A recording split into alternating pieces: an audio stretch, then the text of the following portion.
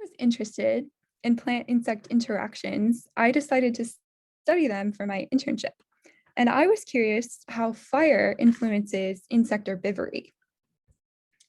And to do this, I decided to study herbivory or insect feeding on Lyonia fruticosa, which is an ericaceous or an ericaceous shrub, which is a plant that's in the blueberry family, like a tree, but not as tall as a tree. This is a branch of it here. And I decided to look at how insects feed on it across a gradient of time since fire. So areas that had burned less than a year ago, through areas that had burned almost 8 years ago. And you can even see on this branch, hopefully you're able to see this, that there's a couple of herbivores on it right now, including this leaf beetle and this other leaf beetle on the other side, which is a larval leaf beetle. Both of these are herbivores or bugs that eat plants on Lyonia fruticosa. So to test my question of how does time since fire influence insect feeding and damage on Lyonia fruticosa, I went out and I tagged new leaves that didn't have any herbivory using little wire paper tags, and I put them around the base of the leaves.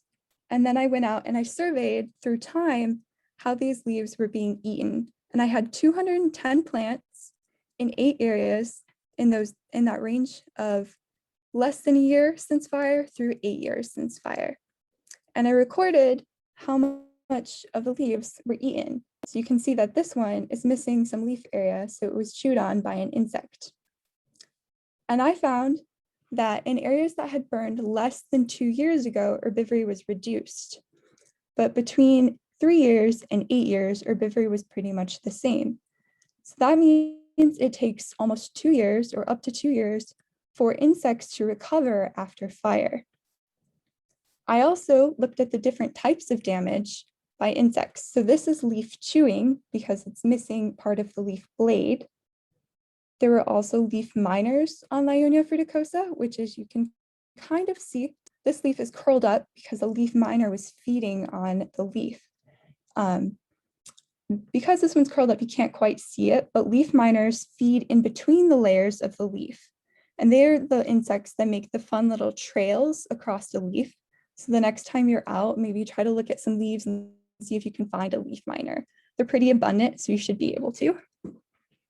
And lastly, I had scraping damage, which is when an insect only eats through part of the leaf. So you can see that an insect scraped across the top of this leaf, but didn't actually chew all the way through it.